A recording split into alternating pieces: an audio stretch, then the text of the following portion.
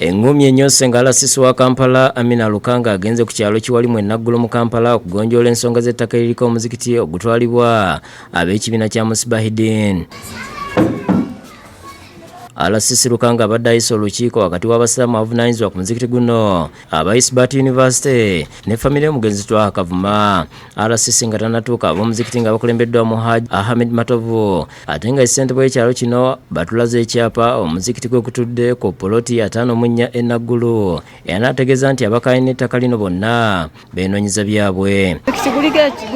Gulina ekyapa namba 54A gukiina era nga kirimbateka kyafu mu kuva mu district land board. Lukanga asoose kuwuliriza nsonga za njuyi zombi okuli ab'omuzikiti ne famire ya Kavuma. Kyokka babadde bagenza okumulambuza ate abooluganda abakaayina ettaka lino ne beeyogerera ebisongovu nga buli omu alumiriza munno obukuusa okukakkana nga balwanyira bataasiza bataase.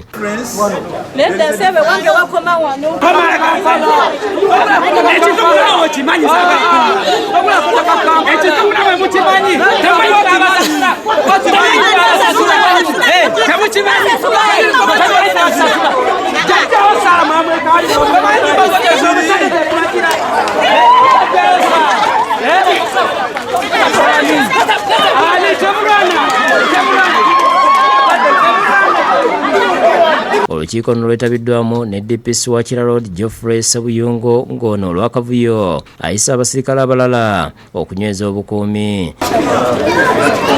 Enjuyi zonna zeewozezzaako nga Nnamwandu wa Mukasa ow'ekibanja alumiriza ab'omuzikiti okwagala okumutwalako ettaka ate nga ssentebe Haji Matovu naye agamba nti waabwe nze siina saidi kubanga nze njagala kibanja kya mwannyinaze siina nti nze ab'ekyapa baakyapa tuli waaku era kwetuwangala jjajjange baamuziika wali era yali nannyini kibanja kiri okutudde omuzikiti Musibahideen n'esaba ng'eyagala ekyapa kyawano ne bagikiwa.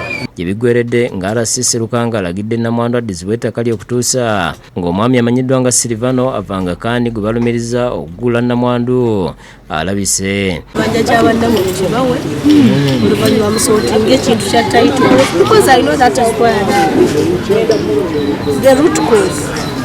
Chairman olw'obuzibu omuntu otudde mu biti ebiri gwali badde atuwa amazima ate gwe chairman ate gwalina interest.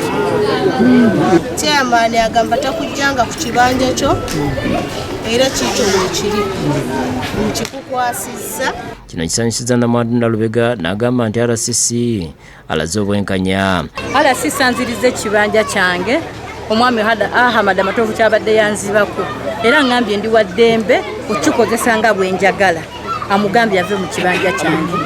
Madamu RCC mweyanziza nnyo. Lukanga alagidde poliisi okukuuma ettaka lino oluvannyuma lw'okulirambula ne balaba werisalira. Okuva wali wondaze mpaka tukomawa